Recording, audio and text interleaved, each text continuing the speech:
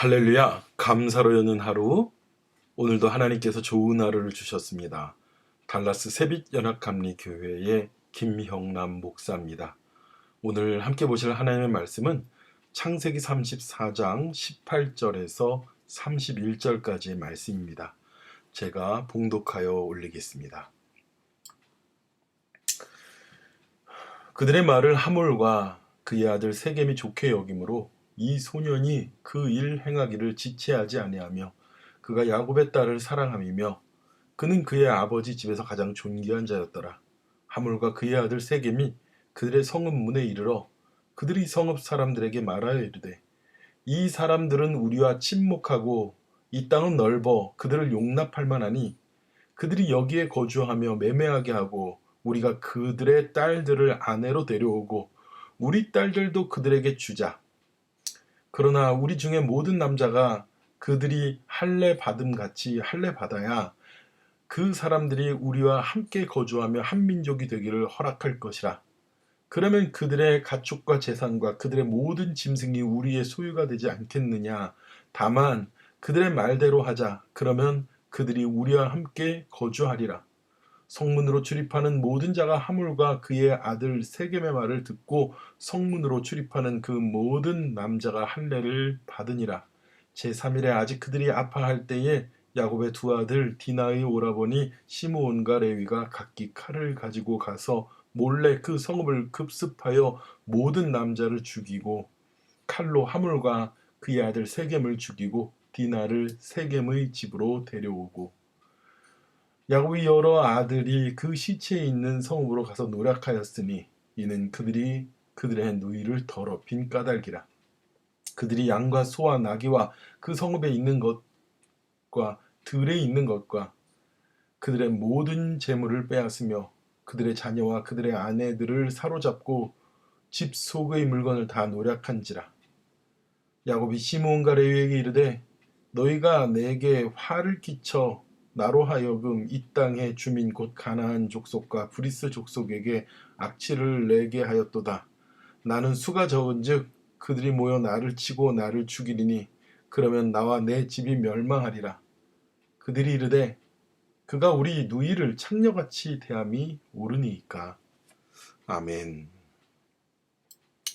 야곱은 천신만고 끝에 그 형 에서와 화해를 하고 그리고 야곱은 세겜에서 정착하게 되었습니다. 거기에 집을 짓고 그리고 우릿간을 짓고 숫곳이라 명하였고요. 그런데 이 세겜은 아브라함이 처음 가나안에 와서 그가 거기에서 제사를 지내고 하나님께 시작한 곳이긴 했지만은요. 그곳은 이미 가나안 사람들의 사는 곳이었습니다. 그리고 브리스 족속이 사는 곳이었습니다. 하나님께서 약속의 땅으로 명하시긴 하셨지만 하나님은 결코 가나안 족속과 혼족되지 않기를 원하셨습니다. 브리스 족속도 마찬가지고요. 그들과 화평함을 유지하며 살긴 하지만 그들과 혼인하거나 그들과 섞이라는 명령을 전혀 하지 않았습니다. 무엇보다도 아브라함과 이삭과 야곱 그리고 그 후대에까지 하나님께서 그들에게 원하신 것은 하나님께서 맺어주신 하나님의 족속들, 즉 이 히브리 민족들만이 그렇게 되기를 원하셨던 겁니다. 근데 야곱은 공교롭게도 세겜이라는 곳에 정착한 이유가 무엇이냐면 세겜이라는 곳은 매우 가나안에서도 큰 도시였습니다. 그리고 그 세겜이라는 곳이 정착한 이유는 그곳이 굉장히 산업도 발달하고 많은 사람들이 모였고 무엇보다 가나안 사람들의 그런 도시 문화에 빨려 들어가는 그런 곳들이었습니다. 그러니 디나가 이제 가나안의 딸들을 보기 위해서 나갔다는 건요. 그들과 함께 어울리고 그들과 함께 놀기 위해 나갔다는 것이죠.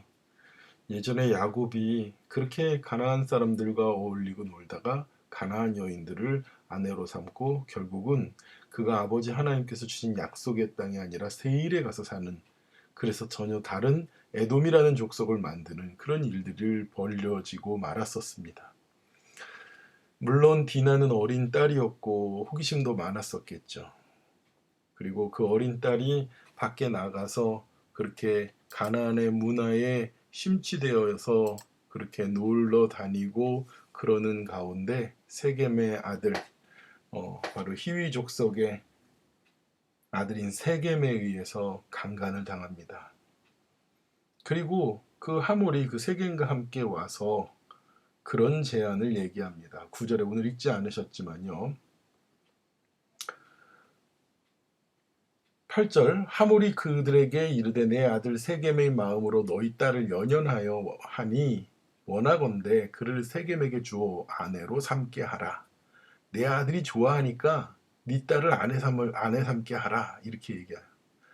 너희가 우리와 통원하여 너희 딸을 우리에게 주며 우리 딸을 너희에게 데려가고 너희가 우리와 함께 거주하되 땅이 너희 앞에 있으니 여기에 머물러 매매하며 여기서 기업을 얻으리라. 세겜도 디나의 아버지와 그의 형제들에게 이르되 나로 너희에게 은혜를 베풀어 은혜를 입게 하라. 너희가 내게 말하는 것을 내가 다 주리니 이 소녀만 내게 주어 아내가 되게 하라. 아무리 큰 혼수와 예물을 청할지라도 내가 내게 말한 대로 주리라. 이게 다예요.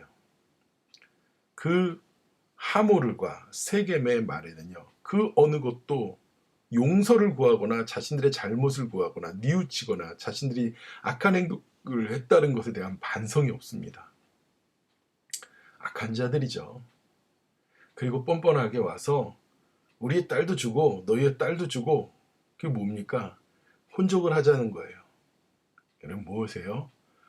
아브라함이 그리고 이삭이 그리고 그 하나님께서 이 아브라함과 이삭과 야곱을 통해 가지고 주시는 아버지 하나님의 그 약속을 깡그리째 무너뜨리고 그들과 함께하여 아버지 하나님께서 주신 그 민족을 이루는 그런 정체성을 없애버릴 수는 없습니다. 야곱은 한마디도 못해요. 그들에게 뭐라고 얘기합니까? 5절에 야곱이 그 딸 디나를 그가 더럽혔다 함을 들었으나 자기의 아들들이 들에서 목축함으로 그들이 돌아오기까지 잠잠하였다고 말합니다. 여러분 어떻게 이게 잠잠할 수 있는 문제입니까? 아들들이 돌아오건 안 돌아오건 그 아버지가 어떻게 해야 되겠습니까? 참 디나는 누구예요? 자기의 첫째 부인 레아의 소생입니다. 레아가 6 아들을 낳고 그리고 디나까지 낳았죠. 만약에 라헬이 낳았던 딸이 그렇게 된다면 야곱은 어땠을까요? 야곱은 참 안타깝고 참 가슴 아픈 그런 그런 행동을 보입니다. 참 어떻게 해야 될지. 야곱이 하나님으로부터 이스라엘이라는 이름을 얻었어요. 그런데도 불구하고 다시 여기 34장에서는요. 그를 이스라엘이라고 말하지 않고 야곱이라고 말해요. 예, 야곱의 본성, 야곱의 인간적으로 원래 가지고 있던 그런 모습이 다시 나오는 것입니다. 목숨을 걸고 형님 앞에 나갔었던 그런 모습은 온데간데 없고요. 그 가나안 족속 안에서 살아남으려는 몸부림밖에 없습니다. 얼마나 부끄럽습니까? 그런데 이제 야곱의 아들들이 그들이 들에서 돌아와서 이야기를 듣고서요. 그리고 그들에게 찾아와서 말하는 하몰과 세겜의 이야기를 듣고 그들이 참을 수가 없었습니다. 13절에 야곱의 아들들이 세겜과 그 아버지 하몰에게 속여 대답하였으니 이는 세겜이 그 누이를 더럽혔습니다. 자기 누이를 더럽혔는데 어떤 용서의 말이나 사과나 미안함이나 이런 것이 전혀 없는 그들에게 복수를 다짐하면서 속여서 말합니다. 그럼 뭐라고 얘기해요? 야곱의 아들들이 우리와 결혼하기 위해서는 할례 받지 아니하면 안 된다. 그러지 않으면 너에게 줄 수 없다. 그러니까 아주 하몰과 세겜이 아주 신났습니다. 그래서 좋다. 우리 다 할례 받게 하고 너희 딸도 우리에게고 우리 딸도 너희에게 주자. 그렇게 얘기합니다. 그리고 오늘 우리가 함께 읽으신 본문의 말씀처럼 그들이 성읍에 가가지고 얘기합니다. 우리와 친목하고 우리 땅이 넓으니 그들을 용납할 만하고 여기서 거주하게 하고 그 딸들을 아내로 삼고 우리 딸도 주자. 그러나 우리 중에 모든 남자가 그들의 할례를 받아야 할 것이고 한 민족이 되기 위하여 그렇다. 민족이 섞이는 거죠. 그러면 그들이 가축과 재산이 그들의 모든 짐승이 우리의 소유가 되지 않겠느냐. 그 딸을 욕보인 것뿐만 아니라 이제 아브라함, 야곱의 이 모든 소유가 다 우리 것이 될 것이다라는 것이에요. 여러분, 가나안의 문화는요, 굉장히 더럽고 그리고 굉장히 음란하고 그리고 우상을 섬기는 그런 문화 가운데 있는 자들이었습니다. 그런 곳에 그런 세겜에 왜 아브라함이 정착하려고 그랬을까요? 거기가 좋은 땅이니까. 가나안 땅 중에서도 가장 번성한 도시니까 거기서 먹고 살면은 부자가 될 수 있을 것 같으니까 그런 것이었겠죠. 그러나 아브라함은 그런 결정을 하면 안 돼요. 그 아버지 이삭이 그랄에 갔을 때에 그들이 거부하여서 그랄 골짜기로 들어가서 살았던 것처럼 그는 사실은 그 이방인들과 자신의 어떤 삶, 문화가 다른 삶에 그렇게 쉽게 섞여서는 안 되었던 것입니다. 여러분, 예수 믿는 사람이 예수님을 믿지 않는 사람들, 물론 전도하고 우리가 사랑하고 용납해야 될 대상이지만 그들과 함께 놀러 다녀서는 안 됩니다. 그들이 놀자 그러니까 놀고, 술 먹자 그러니까 술 먹고, 도박하자 그러니까 도박하고, 그들이 하는 세상의 온갖 음행한 짓들, 그리고 하나님을 멀리하는 그러한 일들을 함께 도모하면 안 되는 것이에요. 하나님 기뻐하지 않습니다. 우리의 정체성이 무엇입니까? 예수님을 믿는다는 건요, 마치 두 배 사이에 한쪽 다리씩 올려놓고 있는 것 같아요. 내가 예수님을 믿겠다, 하나님을 따르겠다 그럴 때는요, 한쪽 발을 가감히 띄어서 예수님이라는 배로 두 발을 모아 놓는 것입니다. 결국은 디나의 오라비 시므온과 레위가 칼을 가져가서 그들이 할례 받은 후 아파할 때 모든 남자를 다 죽이고 모든 성읍을 노략을 합니다. 근데 여기서 참 기가 막히고 한심스러운 야곱의 본성이 또 나옵니다.